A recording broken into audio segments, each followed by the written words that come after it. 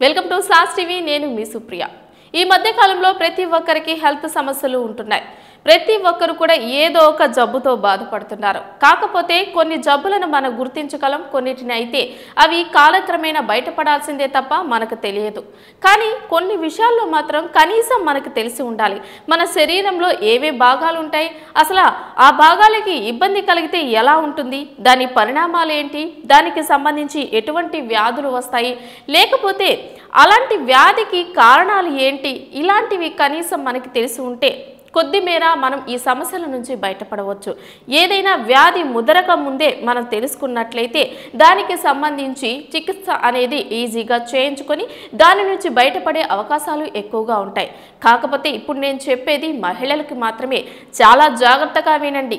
ప్రతి ఒక్కరికి కూడా ఈ సమస్య ఉండవచ్చు, కానీ మహిళల్లో అయితే మరీ ఎక్కువగా కనిపిస్తోంది.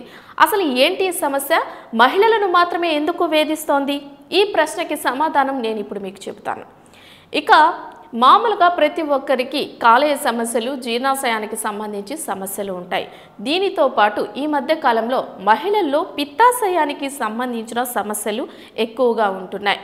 కిడ్నీకి సంబంధించి మనం రాళ్ళు ఏర్పడడం అని తెలుసుకుంటున్నాం. దీనికి ఉదాహరణగా చెప్పాలంటే మన తిండి ఏ విధంగా తీసుకుంటామో దాన్ని బట్టే ఈ కిడ్నీలో రాళ్ళు అనేవి కూడా ఫామ్ అవుతూ ఉంటాయి. దీనికి సంబంధించి కారణాలు చాలా మందికి తెలియకపోవచ్చు. అసలు ఎందుకు ఈ రాళ్ళు ఫామ్ అవుతాయనేది చాలా మందికి తెలియదు. కాల్షియం శాతం ఎక్కువైనా లేదా ఫాస్ఫేట్ శాతం ఎక్కువైనప్పుడు కూడా ఈ రాళ్ళు ఫామ్ అవుతూ ఉంటాయి. ఇంకోటి ఏంటంటే మనము తీసుకునే ఫుడ్లో టమోటాలకి సంబంధించి విత్తనాలు లాంటివి శరీరంలో ఎక్కువ భాగం తీసుకున్నట్లయితే అవి ఎక్కువగా మన శరీరంలో రాళ్ళు ఫామ్ అవడానికి కారణమవుతాయి.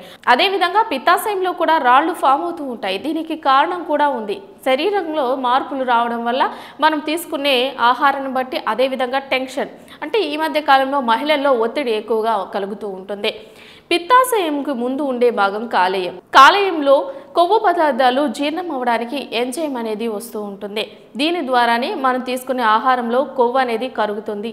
కాలేయం నుంచి వచ్చే కొన్ని రకాల పదార్థాలు ఎంజైమ్స్ అనేవి ఈ పిత్తవాహిక ద్వారా పిత్తాశయంలోనికి చేరుతాయి.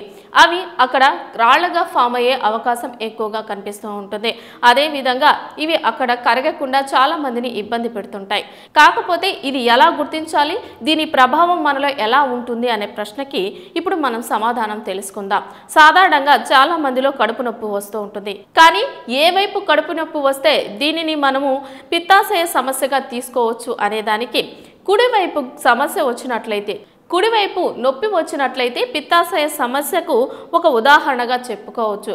కాకపోతే ఖచ్చితంగా ఇదే అనడానికి లేదు, ఇది ఒక ఉదాహరణ మాత్రమే. అదేవిధంగా చాలా మందిలో పొట్ట ఉబ్బరిస్తూ ఉంటుంది. అలాగే వారు ఆహారం తీసుకోవడానికి ఇబ్బంది పడుతూ ఉంటారు. జీర్ణం అనేది సరిగా ఉండదు. ఈ మూడు సమస్యలు కానీ ఒకరికే ఉన్నట్లయితే, ఈ మూడు సమస్యలు ఎప్పుడు మనల్ని వెంటాడుతున్నాయి అని అన్నప్పుడు ఇది పిత్తాశయానికి సంబంధించిన వ్యాధిగా మనం గుర్తించవచ్చు. మీకు ఇటువంటి అనుమానాలు కలిగినప్పుడు వెంటనే డాక్టర్ని సంప్రదించడం మంచిది.